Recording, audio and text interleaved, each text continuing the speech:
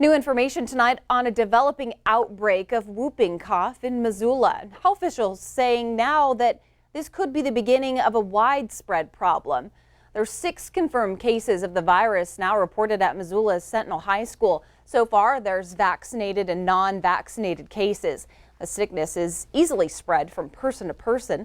Health officials are urging people to get a pertussis booster shot, something that's even available to adults. We have an outbreak developing. We currently have 6 lab confirmed cases. We are at about 300 close contacts. We also have tests pending usually every day.